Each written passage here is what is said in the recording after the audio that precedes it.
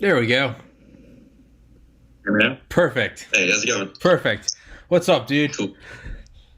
Nothing much. Just looking forward to this podcast. Never really been on one before, so Dude, it's all new to me. I started this in this past December, so I still don't know what the hell I'm doing. So it's just yeah, I kind of like it. Just, yeah, I saw your other videos. Just ask people what they do. See people do it. I like it. yeah. Everyone's always like, "Do you have prepared questions? Do you research?" And I'm like, "No, man. If I start doing that, I'll stop doing it because it will become work, and I'll be like, fuck this. I don't want to do this today." But if it's just like literally like open up Skype and it's just like, "What's up?" Like to me, it's so much It's more more natural. conversation. Yeah. Yeah, Just yeah. kind of. You know So what I mean? yeah. But enough about my boring. For someone's asked me, how come I always have this jacket on? It's in this room. I can like, it's above the garage, so I can like not turn on the heater, and so I do that so it stays really cold in here. Because this laptop overheats when I like screen record, like what I'm doing right now. Oh, yeah. So if I keep it like 55 in here, the laptop runs much smoother. So yeah, I figure Here I'm we go. yeah, so I just bundle up, and everyone's like, "Do you have heat?" And I'm like, "Yes, I do. It's my own insanity. Just ignore it." And it's a big cozy jacket, so yeah, there's nothing deeper to it than that. There's no underlying meaning. But yeah, man. So introduce yourself and yeah, what do So you do? Yeah, I'm just 18 years old. I'm in college currently. I always wanted to be a pilot commercially, professionally. So when I was younger, some of my family works for a airline, and so I was lucky to be introduced into the airline world and see what it's like, see what the pilots do, what the flight attendants do, what everyone does. So I just kind of saw it and said I should do this. So when I was 12, my mom, she had a friend, a coworker, who was part of a flying club in the area. It was just gliders, yeah, airplanes with doesn't have a propeller, so it was just glides. yeah, So when I was 12, we went over to the small field, had a couple airplanes, and I got in the plane, went up in the air, had loads of fun. And so right then I knew I wanted to do that for a living. So from there, it's a long story. no, So dude. from 12 to about 15, I would always go to this glider port and fly. And I was too young until I was 15 to go by myself and start getting my light rating. And unfortunately, when I was 15, I didn't get my rating because I had schoolwork to do and other things. I wasn't focused on it enough.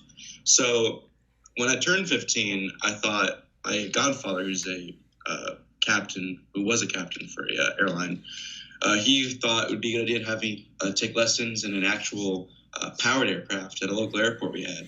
And so when I was 15, we took off in this small little Cessna 152. And I'm so short, it was kind of funny. So fly, I find that awesome too. So I started flying, and then I also ended up working for that airport too. So that was fun. So I was working and flying at the same airport because I was just in love with aviation. I was gonna say, doing yeah, dude. It sounds like you just it's written all over your face. It sounds like you just fucking love it, dude. That's awesome, Yeah, man. fun. That's awesome. And you said you're 18. Yeah. So Jesus. when I was, so I started flying. I wasn't flying too much, but until I was around 16, 17, I started flying more. And eventually I started flying at a different flight school, different airplanes, 172s. So I started flying there. And then when I was 17, I started really getting into it, maybe a couple times a month, twice a week or so. And I got my license when I was 18, a couple months ago, actually. So I got my private pilot's license. So that was awesome, finally, because it was like 3 years in the making for Jesus. power, but then a bunch of years in the making just in general. Yeah. Flying. So, so I was so happy to finally get that license. I took my check ride with a guy down a different state. So that was awesome. It was awesome, just years leading up to it. And finally happened. Yeah. And then it's funny because it took me about 3 years from nothing powered to get my license, but then it only took me around 5 or 6 months to go from private to instrument. So, because I got my instrument just this week or last, it was last week. I got my instrument rating last week. What? No. What is? What does that mean? Uh, Oh, and you're breaking up. Oh, there you go. Yeah. Well, yeah, what does that mean? What does instrument rating mean? Sorry. So instrument rating. So what's that mean? So when you're a private pilot, you can fly VFR, which is visual flight rules, which means you get up in the air, you have to only look out with your eyes. You're looking where you're going. Your weather always has to be clear most of the time. So that means you're in charge of yourself. But if you're flying instrument, almost all airlines, they fly under instrument. So what this is they can fly and not have to see outside the window. Okay. So they just look at their instruments and focus on that and doing approaches. So it doesn't even matter what's at. Sorry for interrupting. So it doesn't even matter what's outside the. It can exactly. Okay. Yeah. All right. It's completely different. So I was really happy to get that. The check ride was pretty good. So the check ride, it's like a driving test. So they have you do a bunch of different little tests. Well, for me, because I go to a 141 school, so they're different. So there's different schools. So a Part 61 school, it means that you go to like your local airfield and you just start taking lessons, and then you take your check ride and you're done. But a Part 141 school, that's in line with typically a college or different program, and so you fly as part of your getting credits. So typically your hours are reduced. Like for me, you need 1,500 hours. 1,500 hours to get to an airlines job, so like for Public Airlines or United Express. But if you go to one of these schools that have this 141 program, that means it's only going to require you 1,000 hours to get to that airline. So that's why I opted to go to one of those schools. So back to the check ride. Here they do it differently. They do it in like steps. So you have your oral, which means you're going to talk about it. So you're going to say, like, what's this do? What's this mean? So you're proficient in knowledge. Then you have your simulator. So you ever see one of those videos where they have the guy in the huge simulator and they're doing these approaches? Well, it's like that, but much smaller, obviously, because it's just a tiny little plane. Yeah. So one of those. So we do one of those tests, and those are fun. They're a bit difficult because it's not like the plane at all. Yeah. So I think it's kind of personally a bit unfair to have that check ride in a simulator because not having any of the physical movements. If you're turning, you can't tell if you're turning. That was one of my problems. Oh, it doesn't. I thought the simulators. I thought they simulated, or is probably not for like a little Cessna or something. Exactly. Yeah. For this little thing, they don't have that. It's still madly expensive. And you think with price tag, they still have a full motion. Yeah. Then I had the flight, and so that's just going up in the air and having doing a couple approaches. And so what approach is. So when you come to land, you're going to line up and follow these steps. So I can probably show you. Yeah. What we had in my check ride. And pull up a approach plate. Yeah. Yeah, you would think those simulators. I thought all of them, I guess, moved around. But I guess if you're not like training to fly like an F-22 Raptor or something, they're probably like you'll make do. You'll make do. Here's an approach for just random error for that I found. No, you're good. So it looked like this. So here's what we trained on. Okay. So basically, it's almost like you just follow these lines and then you follow this profile view map. Let's see it. You just follow that down, and there's a glide slope that you follow. Yeah. And so it's just a bunch of math, and it's just compared to when you're flying VFR. It's much different. So when you're VFR looking at just a normal map like this, trust. I can't really go into it too much. Sorry, it's probably really confusing. No. But you're doing there's approach plates, doing stuff like that. You're doing a bunch of different things compared to VFR. I guess the idea. Yeah. So, what else you got? What else? Yeah, dude. So, what's your end goal for like what you would like to fly? Is it you want to be like a small private pilot whipping around on like a G6 for like DJ Khaled, or do you want to go do like Emirates or Etihad and just pilot one of the fucking monsters like the A380s? Like, so really what I wanted to do, what I still want to do, is fly for a major airline. Ideally, I'm not gonna say which one it is. Yeah. Too much information, but my parents work for a certain airline. Okay. I want to fly with them because that would mean in about 10 years or so, if they're still flying for that airline, that I could literally fly with them as crew members. And That's that crazy. I think that. You broke it. So in the meantime, before I get to that major airline, what I'd like to do is typically people do like a CFI route or commercial routes, like air taxis. I definitely want to do one of those. But after that, they go to a regional airline. But right, because when you go to these airlines, your seniority means everything. That means like what kind of lines you can hold, where you can go, and that's a huge factor. However, like I really want to see like the true aviation of the world. Like what else is there to offer other than what I'm accustomed to? Yeah. So I would love to go to Africa or something and fly a little. Small little plane going from little dirt strips to different dirt strips. That or Antarctica. I saw some videos or some guy talking about it, but they're flying in Antarctica, and that would be amazing. That's insane. Yeah. So I mean, I'd love to see what that is like, but I don't know. For me, it's either do I want to like go the normal route and get my seniority number and just kind of make good money and just go really go crazy. Fuck that. Go crazy. Africa and just do the coolest shit in the world, man. I don't know. Dude, so, fuck that. Go cool route. You can always go back. I mean, speaking in all of my aviation wisdom, which is zero, but it just I feel like the law probably applies to. I mean, like all things, like this podcast, dude. Like I'm trying to make this podcast work. I got into medical school out of college in 2013. I was smart enough to get in once. If I really wanted to, I'm sure I could again. Like that route is always there. Yeah. You can make good money and get your seniority, get your MD, get your white coat.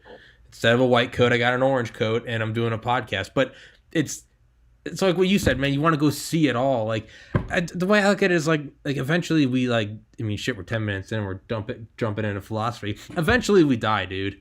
Eventually we die, and like I want to look back and be, regardless of whether or not this podcast succeeds, I want to look back and like at least know I fucking took the jump, you know? Because if you fail, but you still tried, there's no regret. It's like I tried, I just wasn't good enough, but like I tried. There's nothing like what could I have done. The worst ever would be like you're getting into your like 60s, 70s, 80s, and you're just like yeah, sure, you did it. You made the good money. But now you've had the good money for 50 years, and that's only enticing in your like 20s. But now you've had it for 50 years, and you're like, shit, man, I could have been an acrobat, or I could have been a Formula One driver. And it's like, dude, you can always go back to the normal, man. So fuck that, dude. Go be a drug runner in Africa or something. Well, maybe not. Maybe not that, but yeah. Yeah, I mean, I totally agree. Like, I don't want to just follow what normal people do. Like, I mean, it's cool and all. I love it. Like, people who are 777 captains, 787s. Yeah. That's awesome. I totally want to do that one day. But in the meantime, I'd love to just see what else is out there. What cool things are there. Like, go a little crazy. I want to take a jump like you are with this podcast. Yeah. I want to see what there is. Yeah. Like, look on YouTube. There's so much cool shit out there. It's incredible. Yeah. Like, I know this might be weird to say, but I'd love to work for like one of those contractors out in like the Middle East or something. Yeah. And just like see what they have. Like when you're flying for trips for contractors, military guys. Yeah, like Blackwater. Kind of, yeah. Like I know it. I probably shouldn't be saying this, but like it just seems such an incredible, but interesting experience. I guess. Yeah. Because I know it's dangerous. Yeah, absolutely. Absolutely. That would be really unique experience. And I probably wouldn't like that for like a month. But you probably do. Yeah, you probably do it and then be like, "Fuck this," but like you do it. That was pretty good money, I heard. Like probably. Really good money because they're risking a lot. Yeah. Yeah, I mean, dude, the guy I had on like 10 episodes ago, just his initials are T, but he's in the Israeli Special Forces and he's retired, but now he wants to go into defense contracting. He wants to go train militiamen to fight ISIS in Africa. And he's telling me, he's like, the money is I can't do an Israeli accent, but he's like, the money it's very good. You might die, but it's very good. You only do it for like a year. You do it for like a year. Because he's like, he knows guys that went and like protected like VIPs and like, like Northern Africa or like Southeast Asia. And they make a killing. But I think the group of guys he knew, they eventually were all killed. There was like a bomb or something. They were guarding some head of state. And it was in some like war-torn country. Yeah, they just, IED just fucked them, done, game over. But he was telling me, he's like, he works in like a 9 to 5 now, And he's like, I can't do it. He's like, I go to the water cooler and it's just everyone just talking, and I'm like, what That's am I? different kind of life, right? He's like, what am I? I go to Starbucks and he's like, or whatever the equivalent is over there, and he's like, it's just people like next. And in his mind, he's thinking like, I miss bullets flying by my head, like, dude. If I were you, I would try to go fly some like unmarked plane for like the CIA, like rendition flights. You know what I'm talking about? Those Lear jets that right after 9/11, that you can find pictures of them on Google. It was like they had like there was like two Lear jets and they had specific tail numbers, but they'd be like landing in like Qatar and then like or like taking off from Qatar and like landing in like you know like northeastern Canada, or they'd be in like Chile, and it'd be like, what are those? It's literally the CIA like, all right, we can't legally torture you in American soil, so we're gonna take you somewhere. Yeah. We just go somewhere where they're like, like Latvia, and they're like, here's $1 million, give us that apartment building, and like black out the windows, and it's like, all right, and you just, but it's so odd and like clashing because you expect military intelligence, you expect some like stealth plane, and it's just a Learjet coming and landing, but it's like it's almost like insidiously deceptive, like nope, that's got top Al Qaeda leader on it and he's about to go get his toes chopped off or something. But I don't know, man, that's some crazy shit. Guys like me or other guys just flying those planes, just no one special. Yeah, dude. I think that's the way to do it, man. I think that's the way to do it. I definitely would. I mean, it's probably a stretch, but I'd love to do some FBI or CIA work. Oh, fuck yeah. That's not a stretch. Just do it. Just fucking do it. You're 18, man. You got to become an FBI officer first, though, or a CIA agent first. You got your fucking license at 18. You can fly at 18, man. I started this podcast in December. I'm 29, and I'm like, I can do it. I'm young. You're 18, man. You can do it. Go do the CIA. Go do the FBI. If you don't do it, I will be very upset with you. I'll give it a shot. Before you're graduated. Yeah, and you got to think, man, if you go do something like that, go do some insane. I think they changed their name. They're not Blackwater anymore. I think it's Academy. Is that it now? I know it was XE for a while. I guess they changed it again. Whatever. We'll just call it Blackwater or Academy. Yeah. But if you go do something like that, man, but you, in all seriousness, if you go show that you can like, keep your wits about you, keep your balls, and like go, fly military contractors or go fly, CIA VIPs in and out of fucking places, extraction or something. How would you not be when you finally decide to settle down, get married, you just want a set job? What commercial airline is, sure, they all got seniority, but you know what they're gonna take? They're gonna be like, this motherfucker flew planes in and out of like war torn. This guy was part of the the embassy evacuation and name your city and whatever. They want someone like that, man. That's seniority bullshit. That's when you come in, you're like, yeah, dude, I kept my like, I'm buddies with like Delta Force, like because I was reliable for them. They're gonna look at you and be like, yeah, you can fly our 747-8, like you're not gonna crash it. Like you're not gonna flip out in a hurricane because you're like, dude, I fucking had SAM sites firing at me, like some shit like that. Yeah, like just a walking conversation piece. I mean, yeah, the guys working regionals in 5 years are gonna be like, oh yeah, I flew from LaGuardia to LAX, and then I flew back, and it was pretty cool. Whereas me, I could be like, yeah, I flew from Qatar, and we flew SAM sites, and like you were saying, like this cool shit instead of just boring ass shit. Yeah, or it's gonna be like, I can't tell you where I flew, but like here's my honorable letter of recommendation from the Central Intelligence Agency. I can't tell you until 2045, but you can have it right off from their like division chief in South Africa. They can be like, no, he's good. He's got the stamp of approval. There's no reason why you wouldn't be able to do something like that. Yeah. Now, what about something like, it's a little, not as crazy as like CIA rendition or something, but still crazier, something like the Antonov 225, where there's only one of them. I mean, there's only that's right, that 6-engine beast. Like that would be interesting. Yeah, I think it's like $1 million each, like way it goes to like rent that thing out. Yeah, but it's got. I think it would be awesome to fly. I mean, it's like one of the biggest aircraft ever made. It's the like regularly used. It's hands down. Like sure, there's some like the the straddle launch, that one. There are a couple that like they broke the record for like the one time they flew, but the Antonov is like that thing was going every day, like in and out, like yeah, that's what you need to do. Yeah, those Russian aircraft they built, amazing. Yeah. Like they're just so different from what I'm used to. Like U.S., like I see the same planes every day because I live in an airport. Yeah. So I see the same planes every day. But over there, it's like just different aircraft. It's like all the Antovs, all those cool things. I'm sure it's so different. I mean, they don't really have like the technology. Some of them, it's really like what I saw. Like I saw a documentary about pilots flying in the Congo, and they're flying old things. Yeah. Like, I mean, technology from the 60s and 70s, yeah. but I mean, it's still cool to learn out of those old things. Yeah. Now, how difficult would it be to get? Is it like related to, I guess, again, my complete lack of aviation knowledge? How difficult is it, seniority, or is it actual like training that makes it difficult to like pilot like a 747 or A380? Because it's just like the craft is so expensive and you have so many lives, and it's like the risk becomes heavier and heavier for the airliner. It's now like this can't crash. This cost $100 million and there's 600 people on board.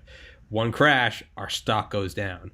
Is that what makes it more difficult to be like a 747? So there was a flight, exactly, maybe 10, 20 years ago, but that was the start to why it's so difficult to become a pilot in the aviation industry. So these two pilots, the Congress or NEACP FAA said these two pilots that were flying this airplane, they were too inexperienced, and that's because they weren't trained properly, blah, blah, and they crashed because they were too inexperienced. So, and the FAA and Congress came together and they said, all right, so if you want to become an airline pilot, you must have these 1,500 hours.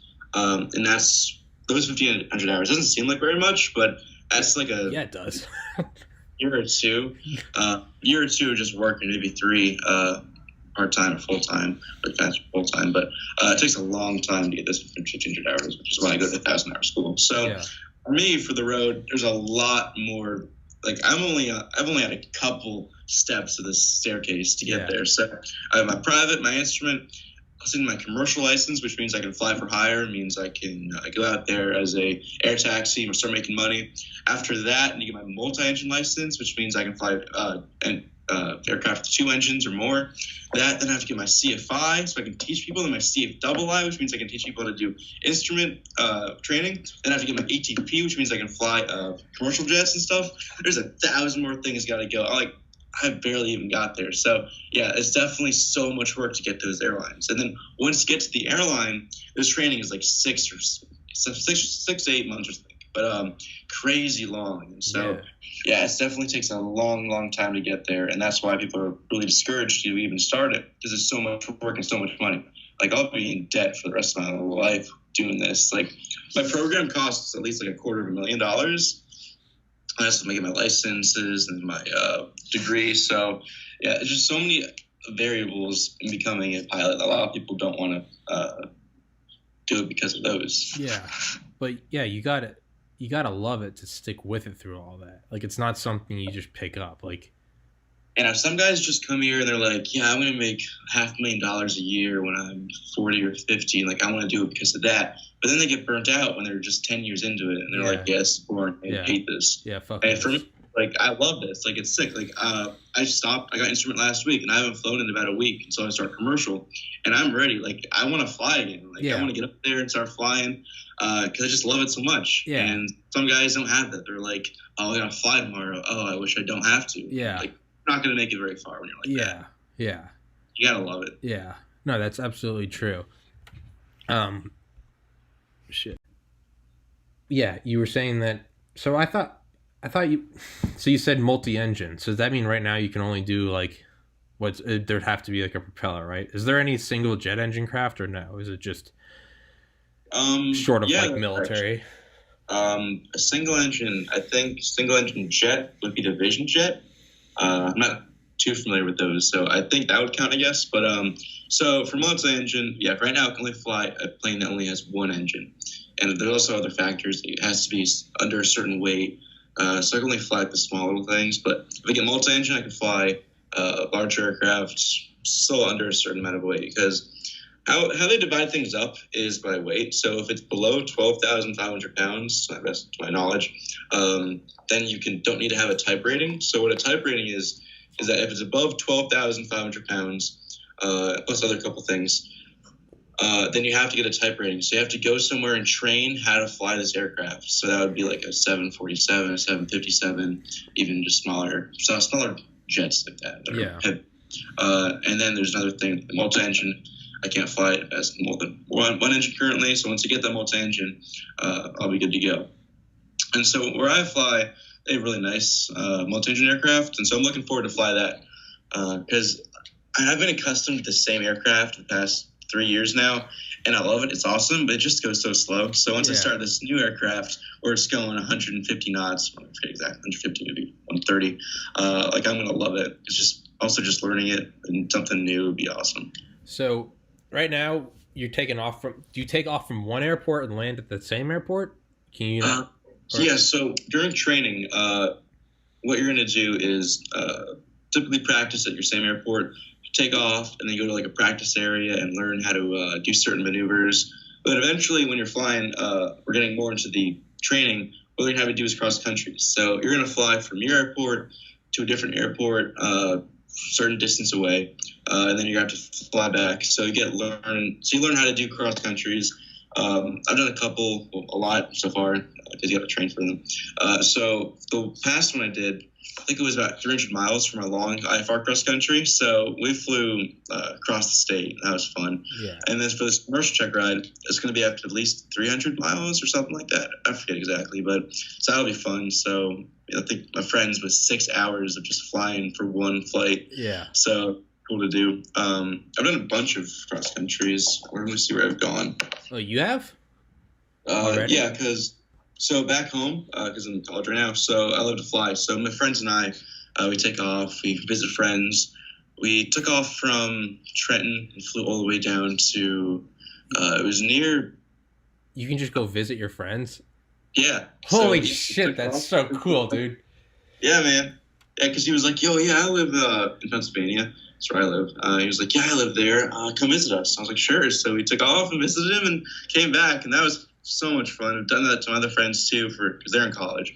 So I take off, visit them in my plane. Well, not the plane I rent, but yeah, they're fun. So cool, dude. Yeah, coolest thing, man. Dude, you are going to be able to impress any chick you want. Absolutely, brother. Dude, that is yeah, it was like a big thing in the 50s to like have a car in high school. Now it seems like it's the standard. Dude, you're gonna be like the Fonz with like the convertible. I'm just making shit up, but you're gonna be like, yeah, I have a plane, or I can fly a plane, dude. You're gonna clean up. So if you start training now, can I hire you to be like my private pilot whenever this podcast takes off? Sorry, you're breaking up. What's up? Oh yeah, you just broke up too. When this podcast takes off, can I hire you to be like my private pilot?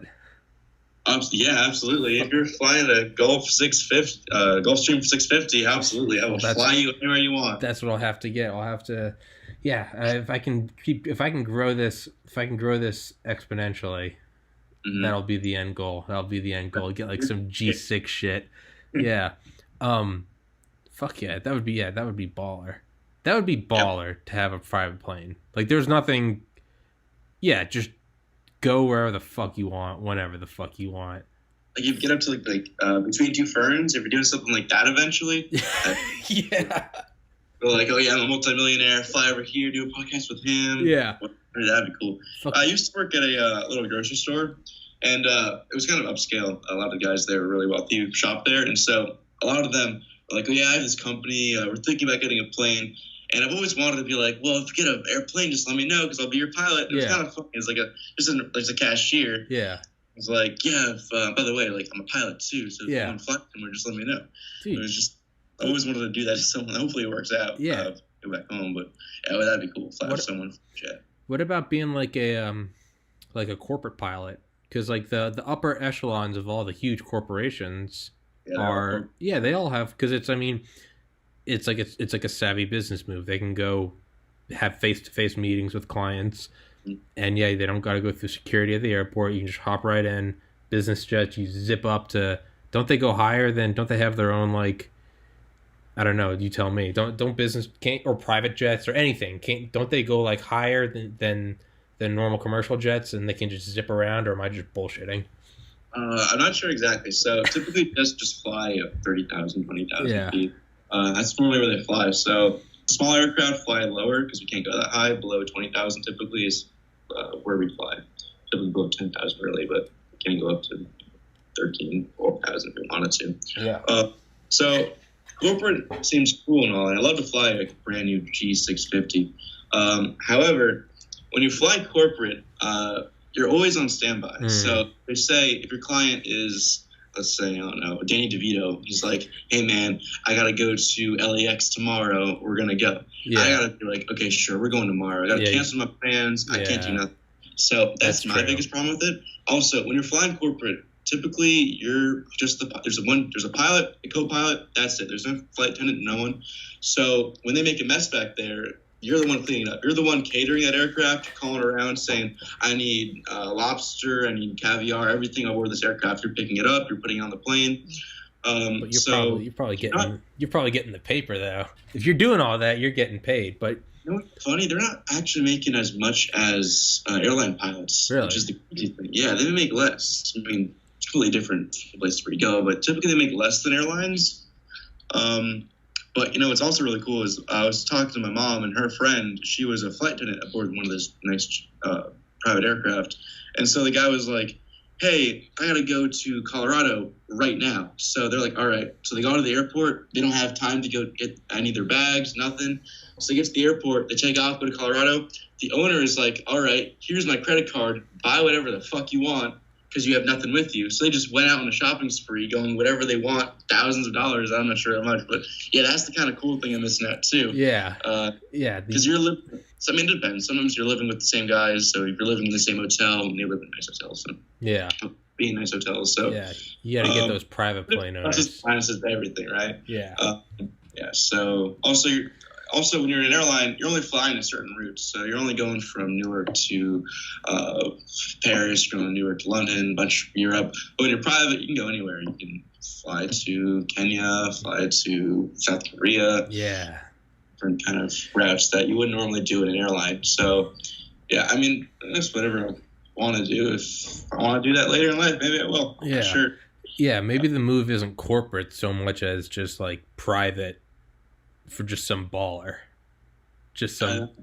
That's more difficult because because everyone wants that. Yeah. I mean, yeah, that'd be so cool and all to like fly celebrities and stuff, but still, I mean, that'd be cool. You'd have to get a cool celebrity. You'd have to get like The Rock or like, you got to get The Rock or like, I don't know, like Post Malone or like Tom Brady or some shit. You got to get someone like that. Because that would be baller. That would be, yeah. But I don't know. That would really. But how do you even? I feel like there's not even a set path to get to that. That's just like you network. You know the right people. You have a stellar resume. Yeah, it's gotta. Yeah, some of the guys for corporate, it's crazy. My one friend, when I was working at that airport, he was a CFI, and eventually he became a corporate pilot. And the money some people have is incredible. So he would fly a single like package from one side of the country to the other. He flew these two teenagers like 20 minutes because they wanted to arrive in a jet at this party. And then a G-Wagon pulls up and picks them up because they were like, yeah, we flew in a jet. That's all. So you're also like seeing the people that you'd never normally see, which is crazy. And they got money that I couldn't even imagine. Just stupid cash. Yes, it's crazy. So I mean, the tips maybe are pretty good. So yeah. Oh, yeah. But what happens if I feel like if you got like a self-made guy that was just worth hundreds of millions, I feel like that would be really cool. But I feel like if you got his son, who just like has never done anything in his life, and he's like 40 and he's just inherited everything, and he's just like, we're going to Vegas. I feel like that guy wouldn't be cool. I don't think so. I feel like that guy would be an asshole. Yeah. Yeah, no, you gotta get like a Dan Bilzerian cat or something. Or does Joe Rogan have a plane? A lot of the celebrities just typically just charter airplane. Charter. I feel like that's Yeah. probably smarter, unless you're Cheaper. unless Yeah. you've got like unless your net worth is like upwards of 500 million, Yeah, they typically because it'll drain your cash, right? Oh, yeah. If you Things just are not have cheap, man. yeah, if you just yeah, because even if you're worth like $50 million, but if you have this like $5 million jet and it's just constantly being repaired and maintained and everything that goes with that, I feel like that could it'd be like those idiots who like they win $2 million, so they go buy a Lamborghini and it's like there goes like 30% of your money just like that. Okay. Like go get a mansion, now you're down next to nothing. Like yeah, Not even for the wealthy guys, but even for guys like me, flying is for some reason really expensive. Like back in the like olden days, like 60s and 50s, I guess it used to be more definitely more popular. Planes weren't as expensive. yeah, But nowadays, because there's so much like legality with it, safety, liability, yeah, it's all factored in. yeah, a brand new Cessna is like $500,000, Jesus. which is absurd.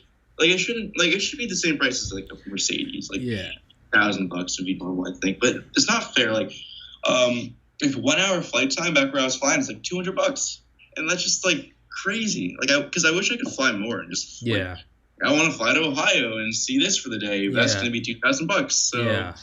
like, I wish it was cheaper because that'd be cooler to like do stuff. Yeah.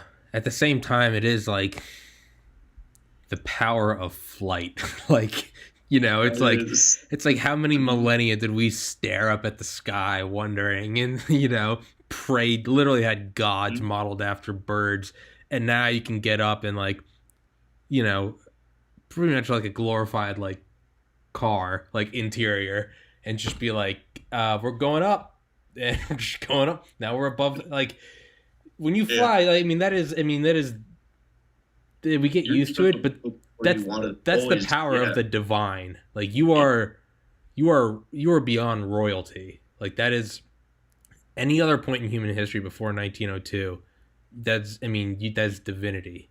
If they saw me flying in 1800s, they would have been like, "What the fuck is that? We're gonna pray to the sky. He's our new hero." Yeah, exactly. The king, man. King doesn't have shit on you. King can have a nice boat, but you can fucking fly. Bullshit. You win. Yeah, man. That's so. I guess from that point, I kind of view the cost as like, you know, it is the miracle of flight. What about you ever been in a small little plane? No, I don't think I have. No?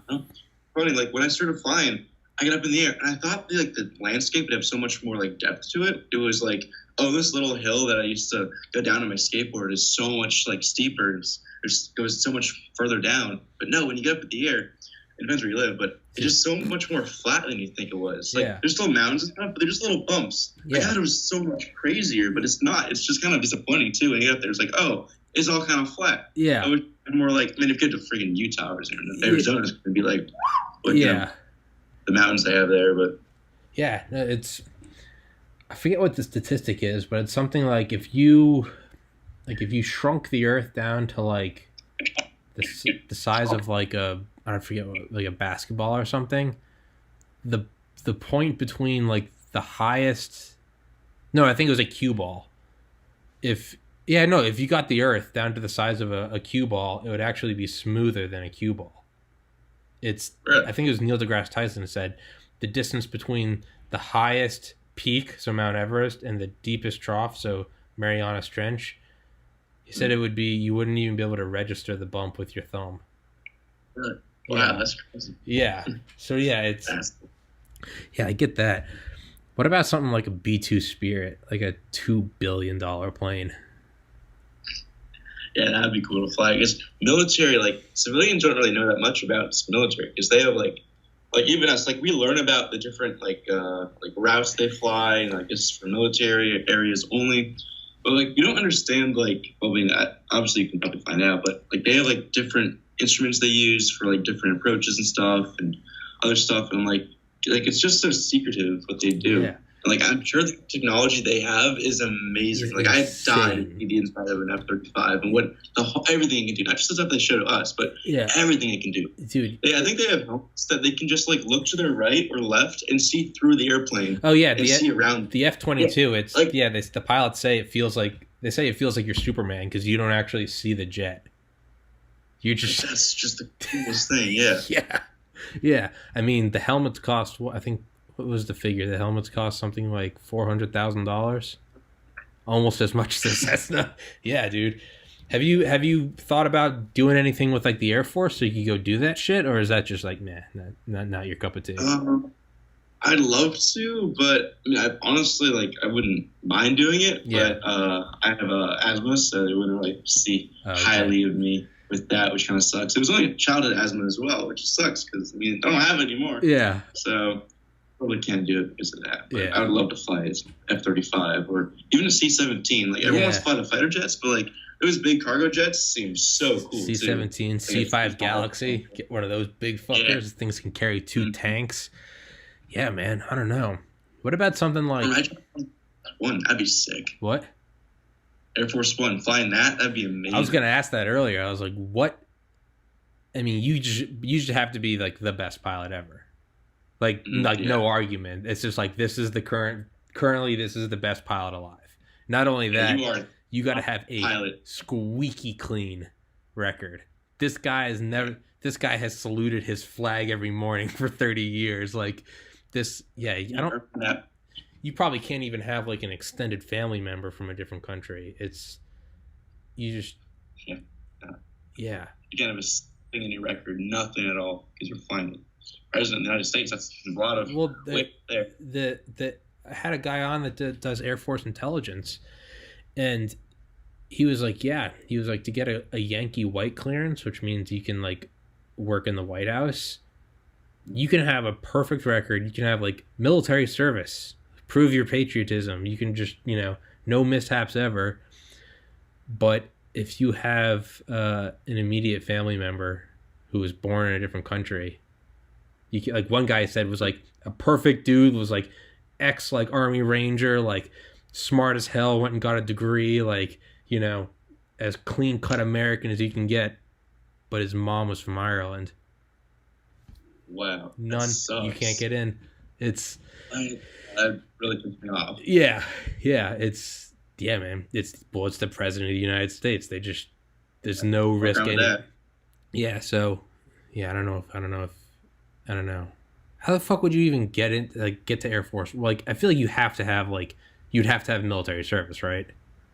Yeah, they are Air Force pilots, I believe. Yeah. That would make sense. Yeah. That's the whole operation they have there is amazing. Like, so they have 2 Air Force Ones. Yeah. And then they have like a C-5 or C-17 that follows them with like the motorcade, the Beast, and the whole motorcade. Yeah. Yeah, like I saw it happen once, and that was awesome. Like the Air Force One landed, they had the C-17 and everything. It was just such a cool. It was just amazing to see this whole thing happen. It is. And the kind of work they have that go into that is crazy. Yeah, like, they have guys everywhere, making sure that you can't like go on top of the roof. You can't window. You can't do this. Just so much work goes into them. Like coming down to somewhere for 3 hours. That so much like a sick crazy. Yeah, that must be a nightmare. Yeah, they say that every trip on Air Force One it's actually designated as a military mission, and so it's not a flight. It's planned out like a military mission. They plan it no different than like we're going to Kabul or like Ramadi or so it's. Yeah, they know ahead of time how many weeks ahead they're going. I know I've watched the documentaries I've watched. And I know that they send out teams up to like 2 weeks beforehand. And it's literally they start just scouting the city just to make sure there's nothing building up. And it's like just undercover, just kind of like almost like just putting their finger on the pulse, just like what's going on. Even if it's fucking like Atlanta, they still go and it's just like they keep it's just eyes and ears on the ground. And then as it gets closer, they start to set up like tiers of security. So there's like the outer ring, and that would be like the airport and everything within like 1,000 yards of it. And then it's like that's where they'll have like counter snipers and stuff, and it's like the inner ring, and then that's where they'll start to have like the SUVs with like, you know, fucking Navy SEALs and shit in them, and then like the inner ring where it's just like only like the most cleared agents that can even be close to the president with a firearm, and it's at that point it's like every inch in that like inner circle is like taken in account for. It's like who's going where, what's, you know, like you can't get anywhere close to there. And yeah, it's insane because that whole apparatus moves with the president. Like that's insane. Like it's one thing if it's like, oh, that were to happen, you know, you think like Inauguration Day, like the security around those. So he's like, yeah, they're insane. Trump, Obama, Bush, they're always crazy. But to think about like that's every flight, every day, that's insane. Yeah. They got C5s coming in, just rolling out SUVs. They have their own ambulance because you can't trust the ambulances anywhere. Like that's, yeah, man. And then you want to be the pilot of that. That's, yeah. Like imagine being a Secret Service agent, and like you can't even go to the president, even though you're a Secret Service agent. Yeah. Like just so much vetting goes into that. Yeah, yeah. I always think about that. Like, there's got to be different like rungs of like being cleared within the Secret Service. It's like you're Secret Service, but you still can't get close to the president. Like, who is standing next to the president with a firearm? The best of the best, I suppose. Yeah. I mean, I feel like you pretty much like. I don't even know. Like, what would be the? Because I don't even know how you would apply for that. Because if you apply for that means that there's a system to get in, which means someone could plan for it. I feel like you're just picked. Like you don't even know, and it's just like, hey, you're gonna be on like you're standing outside the bedroom. Like you don't even know. Because if you're like, oh, I want to be a Secret Service agent, I want to be next to the president, they're gonna be like, oh, you want to be next to the president? Why do you want to be next to the president? Exactly. Yeah. You visited? And on a podcast in 2020, you said you wanted to be a charter flight in the Middle East. Like, why is that, sir? You'd be like, oh, what? It was a podcast. Nope. Oh, and you want to be next to the president? Bullshit. Mm-hmm. No, you're gonna go work at the post. Yeah. It's gonna be you're working at the postal office, fucker. Yeah, I don't know, man. It's so. Let's say you do all the crazy shit. You want to do. Mm-hmm. And you eventually settle down. You did all your whatever. You worked for Academy. You worked for CIA. You did some stuff that's just blacked out. And you work for an airliner. What is like the ideal? Like nothing ever goes as planned, but we still all make plans anyway. So fuck it. Not like any of us learn. So what's the ideal? Like it doesn't matter what age, whatever. You've just done all the crazy. You got it all out of your system. Is there a specific like model of aircraft? Is there a specific route? Like, I want to work for, just for example, I want to work for Etihad Airways. I want to fly the Airbus A380, and I want to live in United Arab Emirates, and I just want to perfect the Abu Dhabi to Melbourne route. Do you have like a set like this is what I want to do, or do you just kind of loosely like? When I get to that age, I'll find out. I do have a plan. So my plan, I either want to work in honestly, like Washington seems pretty cool to work in, like Seattle or something. Yeah. We see there's Seattle, San Francisco, or Newark. Either of those three. It seems like a really cool place to live. I know the Newark airport has some of the best routes like there is in the United States. I guess they can go to Europe, they can go to Asia. Also, I think I have an Africa route now. So I think one of those hubs would be nice to live in. As for airplane, I'd love to fly the 787. Honestly, I think in the coming years or in the next decade or two, they're starting to make supersonic aircraft again. I hope, dude. I hope, man. That's if I don't know. It sucks they got rid of them, man. Like we took a step back. Yeah, we took a step backwards. Yeah. Dude, I really do see the ability of that coming back. Oh, even space travel, like that could be a real thing too. Oh yeah. That could be. You're gonna be the best pilot there is, though. Like I swear, but yeah. But realistically, a 787 from either of those three hubs, one of the major airlines, a certain one like Delta, United, American, one of those three specifically. That'd be just really cool. The routes I'd love to have, I don't know, because obviously if you fly from Newark to India, it's longer hours, tiring, but you're only there for a day, but you're making more money too. That seems like a cool thing to do, but it's just so tiring. So maybe even just Newark to like Europe, like London for the day, or Paris, Porto, whatever. That'd be pretty cool too. It depends what I want to do. I'm not sure. I don't mind doing anything. Yeah, I feel like the way to go would just be going like directly north and south, so you can stay in the time zone. Yeah. From Newark to Brazil. I'm not sure this time zone, but yeah, literally, or just go the middle of Canada down to like Mexico City or some shit like that. Is the 787 the Dreamliner? I think so. I'm not too sure, but I believe it is a Dreamliner. Yeah. Well, What about the have you seen those ginormous new engines? I say new. I think they've been in development for like 10 years. Have you ever seen that? Like I think it's a GE9. They're gonna put them on the 77 or I guess 777s. Dude, if you haven't seen, like, they look like, if you go and look at them on YouTube, like they'll have them on test beds on like, a 747 or something. They'll have 3 normal engines and then this thing. Dude, the thumbnails look like clickbait. Like when I first saw it, I was like, this is stupid. Dude, they are, I think they're bigger than the fuselage of some current commercial craft. I'm not kidding. Like you could legitimately make a cone of like 5 normal jet engines, but they almost look ridiculous. If you put them on a 747, they said they'd only need 2. You just have these 2, yeah, dude. They're even 747 engine. That thing is massive by itself, and I couldn't imagine something bigger than that. Dude, it is. I'm not kidding. They're the side. They put them side by side, and they're bigger. They're wider than the fuselage of some smaller aircraft. Like some of the ones Delta operates, like the fuselage could fit inside. The thrust from that thing must be incredible. Yeah, it's insane. I don't know what the purpose of making that is. I don't even know what I'm asking about that. Maybe I don't know. Maybe it makes you go faster, I suppose. Maybe I don't know. Yeah, now. Would you want to? So you said the 787.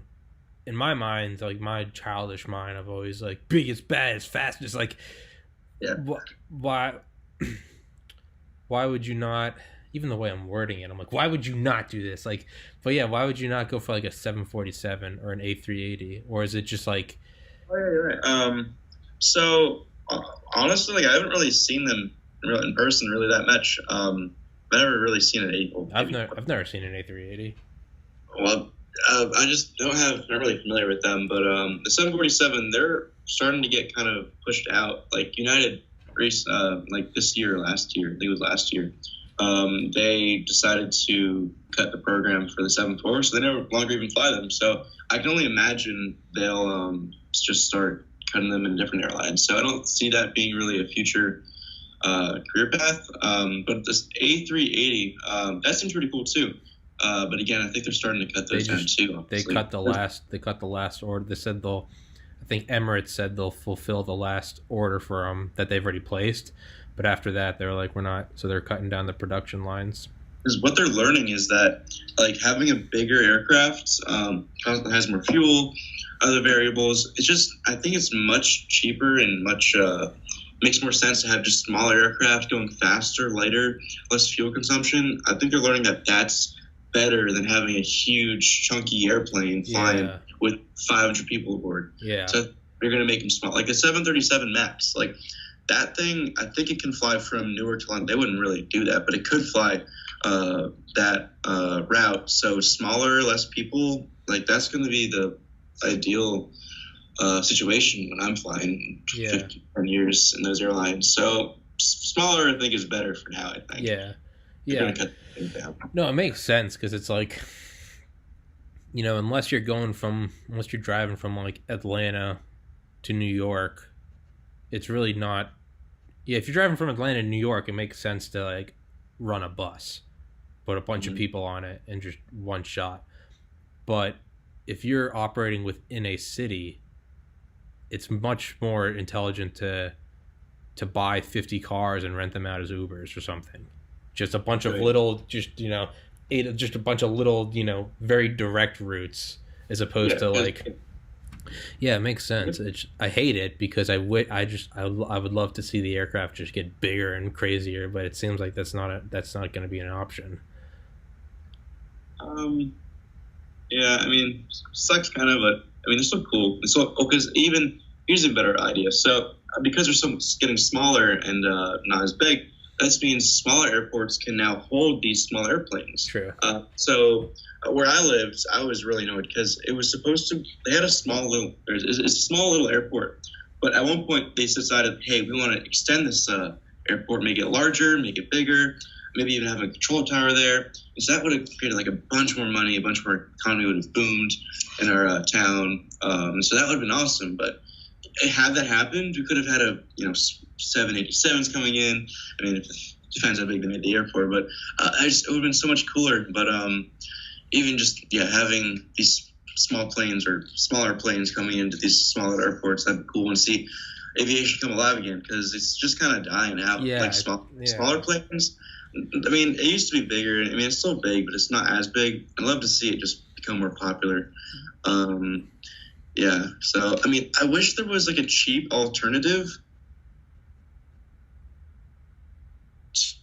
to from, let's say, I don't know, from Los Angeles to Las Vegas, and I don't want to drive, and I don't want to pay the the ticket for an airplane.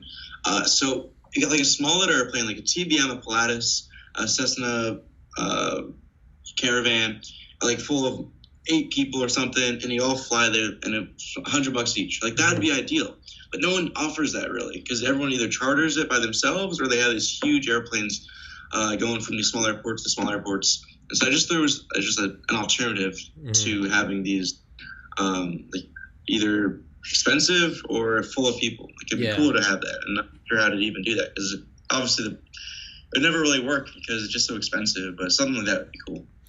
Maybe that's what you should pioneer. Is just you should make an airline, but just specifically go from like sub 1 hour flights. Just don't do anything over that. Just literally just get like a fleet of like Cessnas.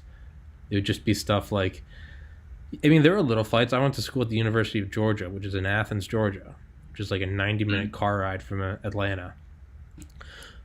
But you could take a little plane from Athens to Atlanta, because Hartsfield, Jackson. If you need if you're gonna take a flight anywhere, you take it out of Atlanta.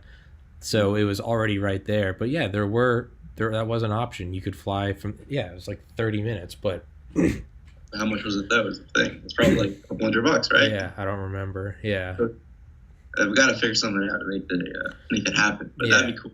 I would love to even do that, because I want to do aviation, but I'm not going to become a multimillionaire being a pilot, and I'll make good money. But I still want to do something else. So I'm not sure what that is yet. But I'll say that. You'll see that in 30 years if I go through with it. Yeah.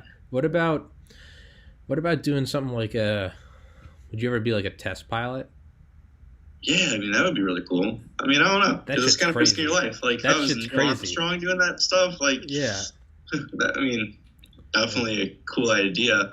I mean, definitely with space travel happening, I mean, they're going to need more of those. Test pilot. Yeah, dude. So, be some Chucky Yeager guy. It's all about who you network with. Like, they have a convention here, and they have a bunch of guys coming out. We're like, hey, work for my company. I mean, maybe I'll get hired and do that. And I wouldn't mind doing anything. As long as I'm getting hours and making money and I'm surviving. Test pilot, because going to space would be awesome. Like, did you see that one crash recently? It was Mad Mike. He crashed, so he wanted to test. I saw that. I saw the name yesterday. Yeah. I don't know. So this guy, the flat earther, wanted to prove the world was flat. So he got himself in a rocket. God damn. And then launched up. But as he launched up, the parachute deployed, so they kind of fucked up the whole thing. So then it came down and exploded and he died. So. God damn it.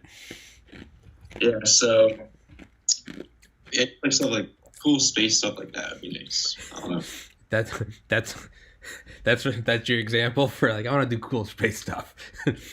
Die in a rocket face. That was a bad example. There's also a risk to it, but also if you're a crazy guy and you made a space rocket in your garage is probably not going to work out too well for you. But yeah, that is true.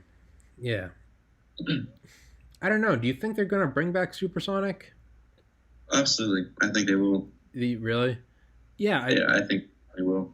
I mean, that, for the common person, probably we'll see that in the later years. But for the 1%ers who want to go from Newark to LAX and they don't mind paying the $50,000 that it costs, they wouldn't mind doing it at all. Yeah.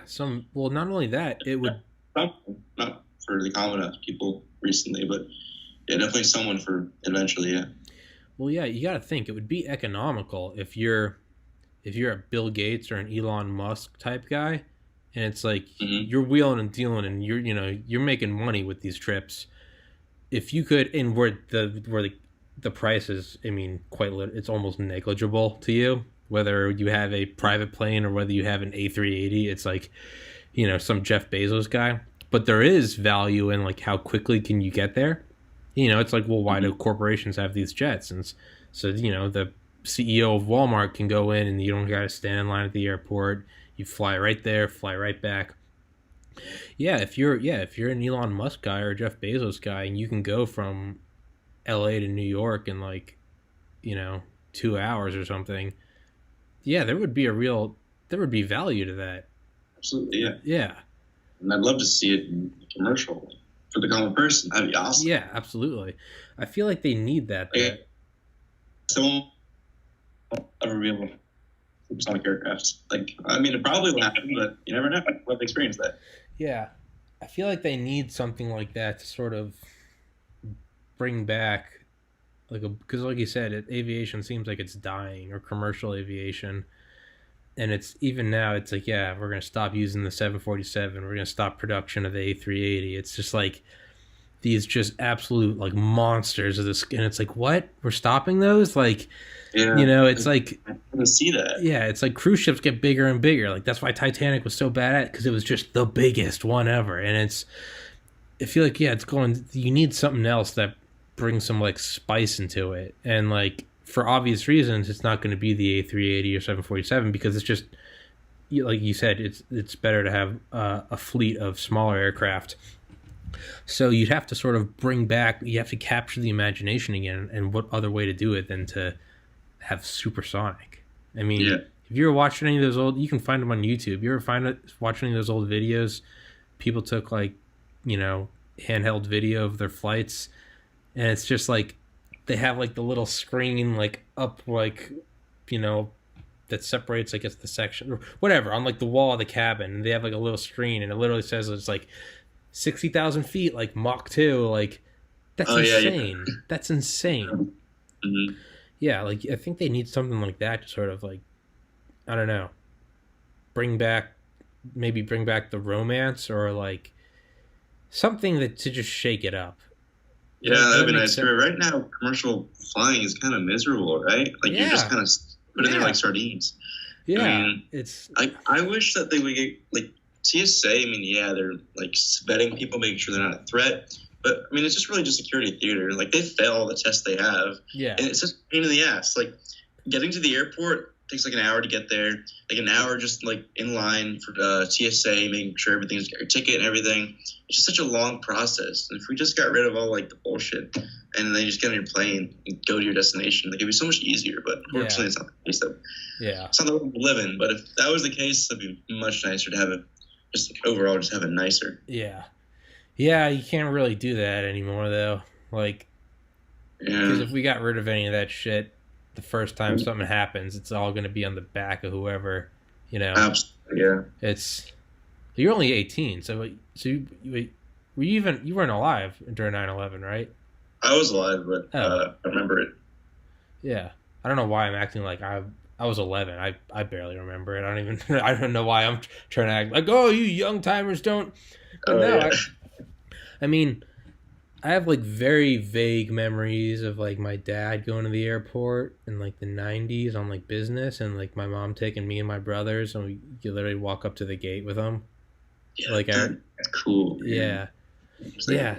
But at the same time, it's like, I don't know, you go watch one or two videos on YouTube of like people jumping out of the North Tower or something, it's like, Yeah. okay, how bad is the security weight really? And, Yeah. what, $6 trillion spent in the Middle East, 5,000 soldiers dead. Very quickly, you can see where people would be like, yeah, TSA is not so bad. But it's like what you said, it is kind of theater because they fail everything. Yeah. Whenever the FBI does any test, they fail spectacularly. They almost fail. It's almost impressive how well they fail. They succeed at failing. Yeah, they don't catch anything at all. Yeah, nothing.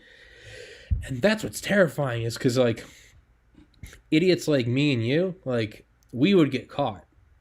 But if you had any sort of training, ex-special forces or, you're some fundamentalist and you've got, you're going to make a statement, any sort of training, I feel like you'd be able to get by the TSA. Just think how many drugs are smuggled across the country. Even just in suitcases. It happens all the time. I had friends in college that would be flew out to Colorado and be brought some, literally bring some, they come back with some weed or something and be like, do you try this? This is from a dispensary in Colorado. I'd be like, I thought you guys flew out there. And they're like, we did. It's that's crazy. And it's what? And it's yeah, we just don't be stupid. I'm like, you guys, you got through the fucking airport. Yeah, I don't know, man. I guess all my memories of flying were, 99% of all flying I've done has been through Hartsfield Jackson. So any memories I have of that is probably skewed because that's not an average airport. That is a global hub. It's literally where Delta's based. So I guess I look at it as whatever is done there works, but I don't think that can be applied to every airport in the world. Do you know what I'm saying? It's so big. Yeah, there's so much security there, and everything runs fairly well. I can see where it's maybe that doesn't work everywhere, but obviously some airports are worse than others, and I found that in Europe, it's pretty streamlined and pretty fast. Yeah. For some reason in the U.S. we haven't really got the science down yet, but eventually we're there. Yeah, that is true. Yeah, I don't know, man.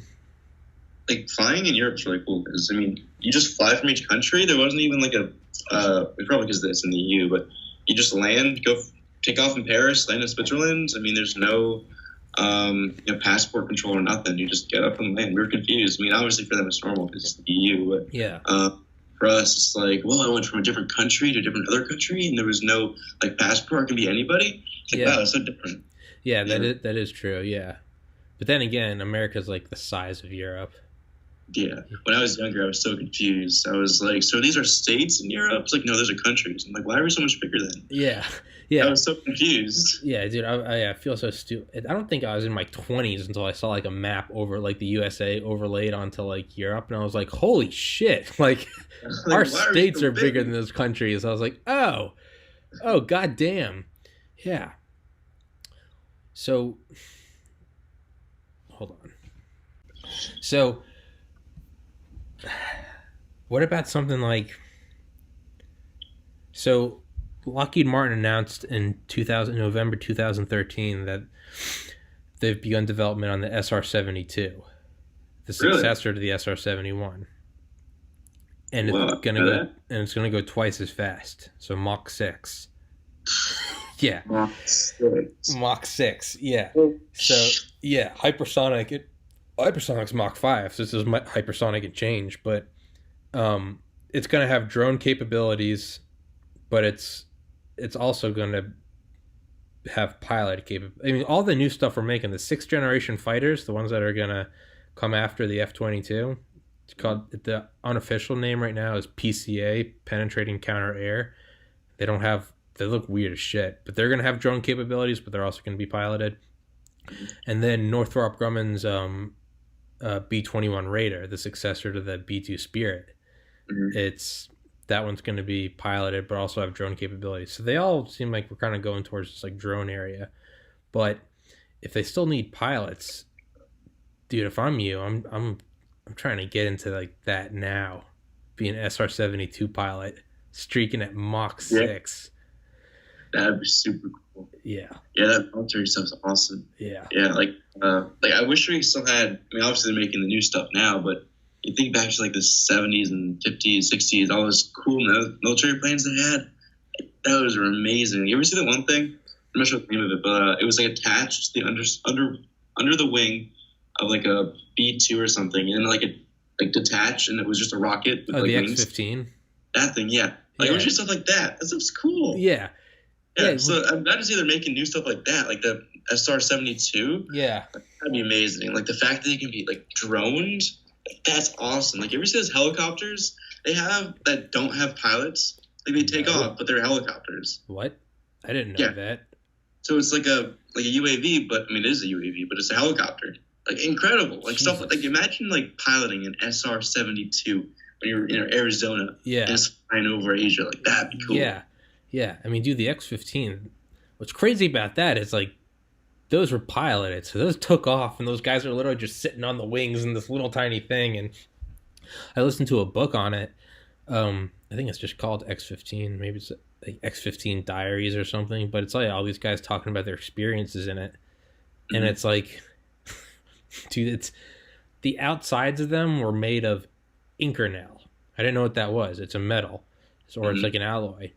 They talk about like they're like think about like a forge, like a steel forge or steel something.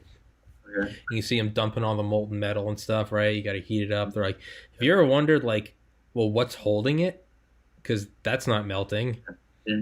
That's made of Inconel. So the most holding Inconel then. Yeah. So that's stronger than that, but damn, that's strong, man. So they're like, so the X-15 was coated with Inconel. Wow. Yeah. And yeah, I mean, dude, but they talk about like, so the SR-71, they got up to what? It's 85,000 feet, and I think Mach 3.3 was the record. With the X-15, the record is they got to Mach 6.72 and 315,000 feet. 315,000 315,000 feet. That's what? Insane. Holy shit. That's insane. Mach 6. And this was in the 50s. Like in the 50s? X-15 was was 50s, yeah, 50s and 60s. The X-15 went up to 300. Wait. The X-15 was in the 1950s and 1960s, yeah, and it got up to 315,000 feet. I did not know. Holy shit. That's what's crazy is I remember watching like an SR-71 documentary, and I was like, this is crazy, because it was all in the 70s and stuff, and it was like, and they're like, and if you go back a decade, the records actually get crazier. That's what always blew my mind. Was like, so you go back 10 years, but the shit gets nuts.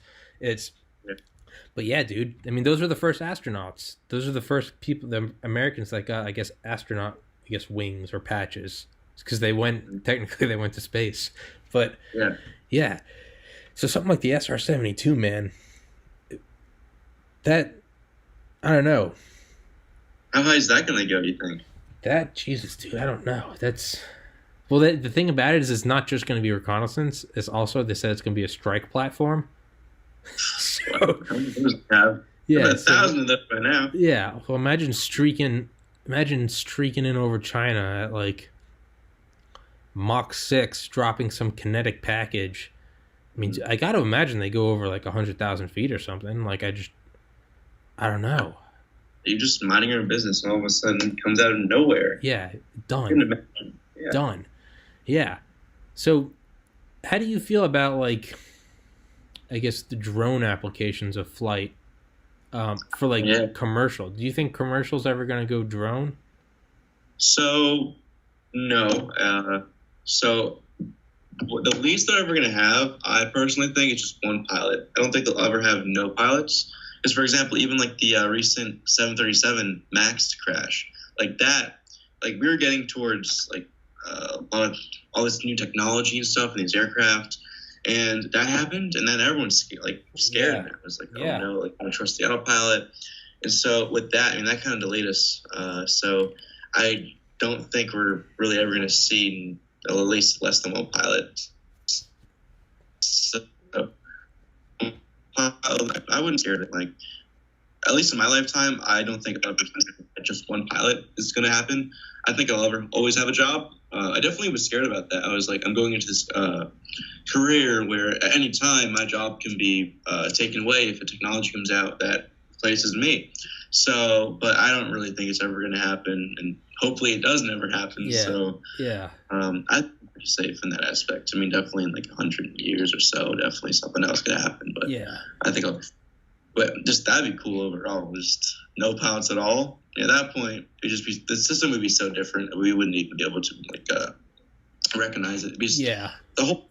All the infrastructure and everything would be different. So probably planes by then would be going up in the freaking stratosphere. I feel like we wouldn't be able to you couldn't predict. Whenever you look back at like predictions of the year 2000 from the year like 1900 or something, you ever see all those old-timey predictions and how they're never correct? It's because they're extrapolating using their current technology. So everything is about like trains and like blimps and stuff, and they just scale it all up. It'll be bigger, faster trains and bigger blimps and bigger boats, and it's like, no, like they didn't foresee commercial air travel, like you didn't. Or, like you could send mail in the same day. It's like they couldn't see the email, like, so I feel like whatever we're thinking about now, we can't accurately predict what the future of air travel will be, because in 20 years they'll be like, those dumbasses, they didn't see X, Y, and Z. Yeah. Because all the innovation going forward is always something brand new. It's never like really a copy of something we have now. It's something completely new. Yeah. So that's the problem they had. They're always like in the 70s. Like everything is based on like what they had and just like change it a little bit. It's something like, but so it's got to be something brand new that imagine. It seems like there's always something brand new, and then there's like developments on that model for whatever it is, the phone, television. There's always like developments on that model, like flip phones. They get better and better, and then all of a sudden it was touchscreen, right? Yeah. And it's like iterations, and then it skips completely to something new, and it's like, what the fuck is that? And it's So what's after iPhone? Really, the question. What's after all the stuff, all the technology we have now? What if it's full immersion virtual reality? What if you can get to a point where it's indistinguishable from reality? Why take a flight to Atlanta to see my friends when I can just plug in here and just be like, "What's up, dude?" It's stuff like that I think is like what we're not seeing. What if teleportation is the new travel in 100 years? 100 years? Oh Jesus! No, I wouldn't. Yeah, right. Do you think there'd have to be like, like when elevators were still like a new technology, they had elevator operators. Do you think there'll be like teleportation operators? It'll be like almost like a bellhop type guy, and I'll be like, I'm taking you there today. Like, let's go to Paris. Let's go to China. Yeah. It'll just be some. Yeah. I don't know, man. That's fucking crazy. Now, I was gonna say, for like drone capabilities, I always feel like they're gonna have to have someone in the cockpit, even just for liability issues. So at least one pilot. I mean, I think I'm fine overall for a career. Yeah. Maybe the smaller planes might not have to, because like I saw like there's a glass cockpit named Garmin, and so they have a function where if your pilot becomes like unconscious, you literally just press a button on the cockpit, one of the buttons, and it's like, all right, commencing emergency auto land, and it lands by itself, does everything. And like I know like the larger aircraft, they can do that already, but even for like the small aircraft, it can do it all by itself. So what's that mean like for the future? Like that means smaller aircraft can do it. So maybe we'll see this in smaller aircraft by themselves. So the Uber. Ever see those like concepts for Uber where like it's a drone that comes, picks you up by somewhere else? Like that could be a reality. But I couldn't imagine I'll ever see that in commercial traffic anytime soon. But yeah, there's concepts for like Uber. helicopter. Those are really cool because I mean we're seeing the technology come alive, and so it really could be on the brink. But yeah, it seems like, I don't know, even like the B-21, like I feel like they're always gonna have a pilot in there because I mean aside from submarines and missiles, like those are our platforms for nuclear weapons. Like I feel like it doesn't matter how good the AI is. You're gonna want a pilot in there. Like, well, it's military though, so it might be different because they already have like the UAVs that they have like the Reap and stuff flying over Italy.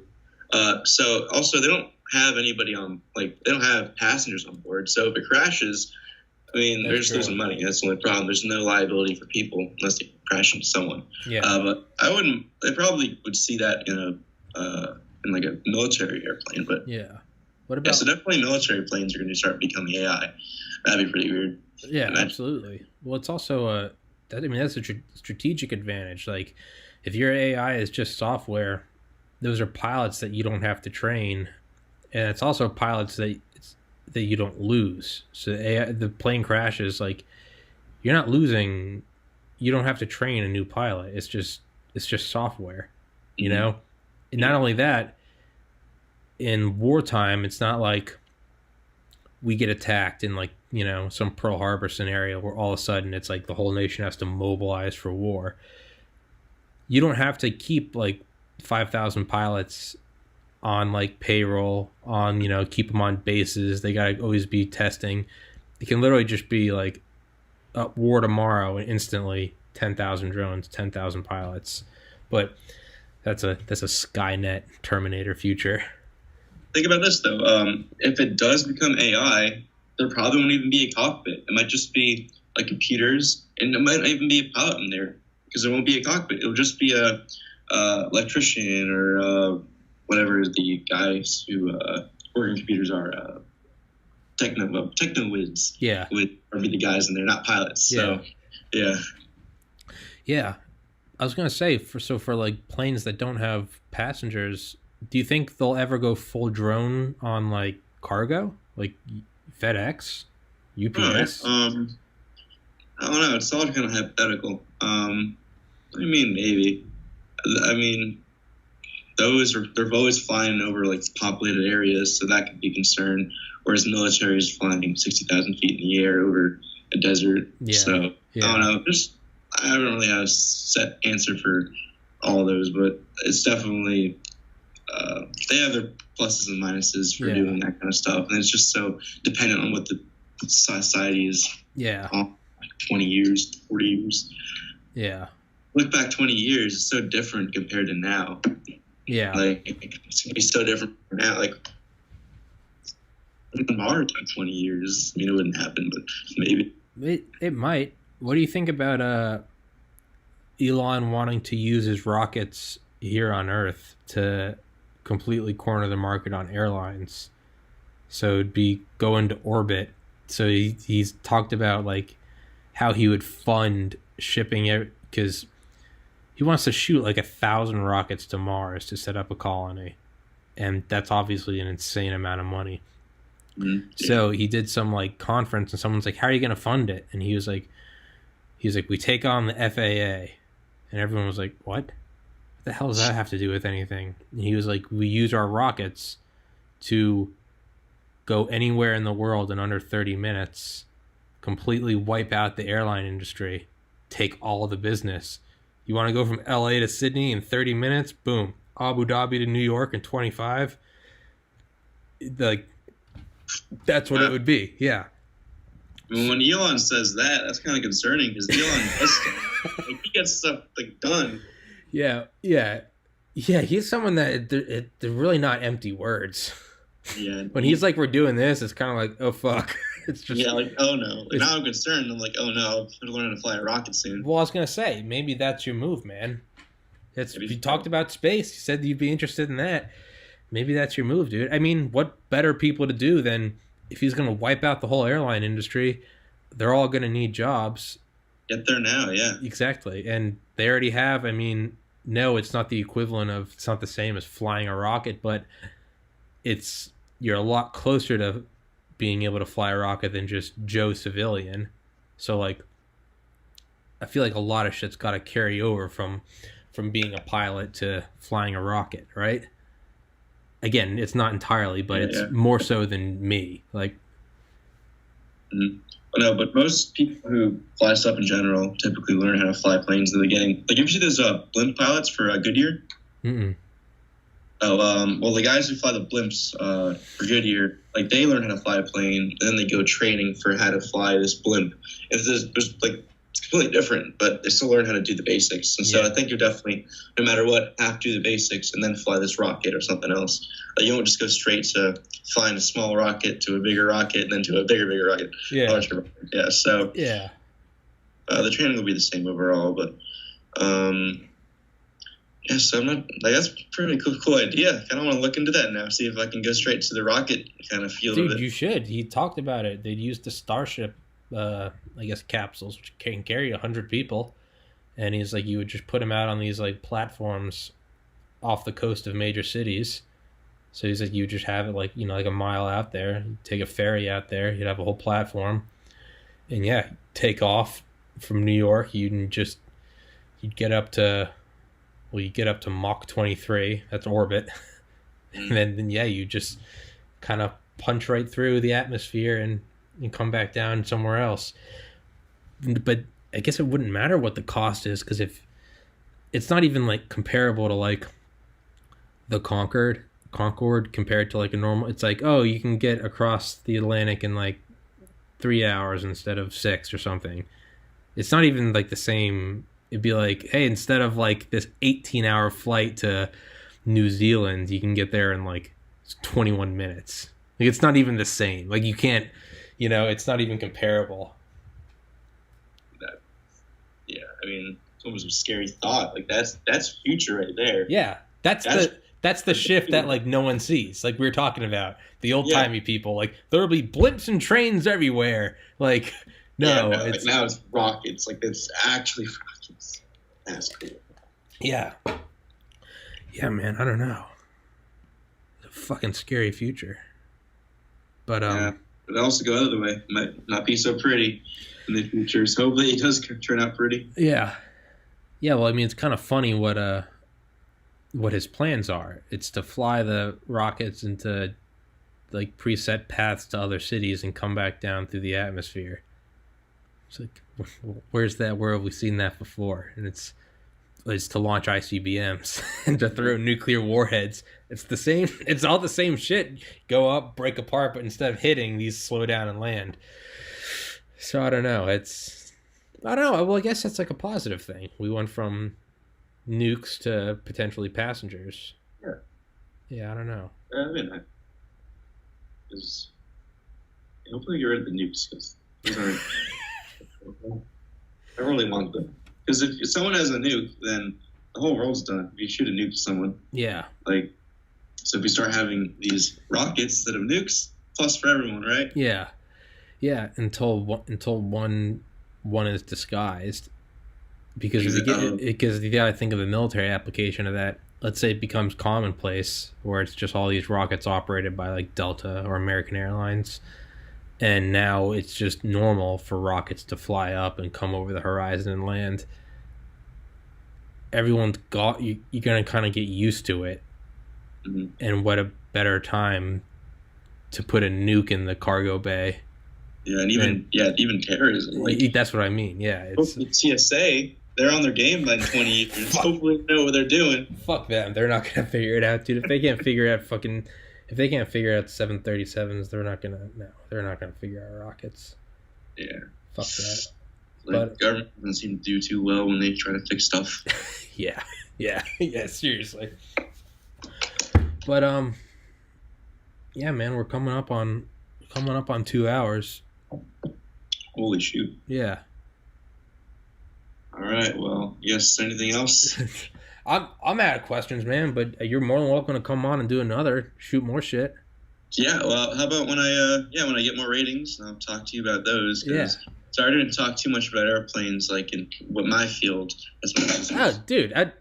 Like I said, I don't care. I'm sorry. If did you want to talk about that more?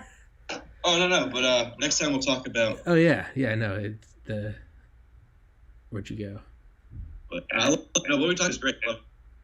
You're breaking up. Oh, there you are. Yeah, no, yeah, the conversation's kind of. Yeah, I always have people on that know like a specific thing, but the conversations always go off into the weeds. So, but that's, I love the way it goes because yeah, you go in a circle when you're talking about the same thing over and over again. But when you kind of go and branch off so many different ways, like at that point you're talking about like completely different things from aviation. But yeah, like I love the way it went. Yeah, thank you. Yeah, man. Yeah, no, I had the guy on that drove armored trucks for a bank. We were at like minute 30 when we were talking about like becoming billionaires and like having like stupid shit. Like I'd have like people like steal the flags from people off Mount Everest. Like if I was a billionaire, just you plant your flag and just some dude run out and just be like yeet, like fuck you, like pepper spray him, give him a wedgie, and be like Tommy was here. Yeah, no, dude, that's what makes the conversations fun as they go off into the weeds. That's I don't want it to be like a set thing. Like today we're talking about aviation and aviation only. Like, fuck that, dude. Fuck that. That's what the evening news is for. Is for pre-planned, packaged bullshit like that. I like it much more where it's, talk about anything and everything. Yeah, well, it was great. I loved the conversation. It was so much fun. Thanks for having me. I'll talk to you hopefully soon, and I'm sure hopefully I'll see you with 10 million followers. Fuck next time. Yeah, dude. Yeah, you're gonna be my private pilot. That's right. I'll be your jet pilot. That'd be cool, right? Fuck yeah. Yeah, dude. Shoot me a message on Reddit. Yeah, we can talk about doing another one. Yeah, figure it out when your next milestone is, and by all means, dude, come back on. I'm in the coming year, but thanks, man. All right, dude. Talk to you, man. All right, appreciate it. Take care. Peace.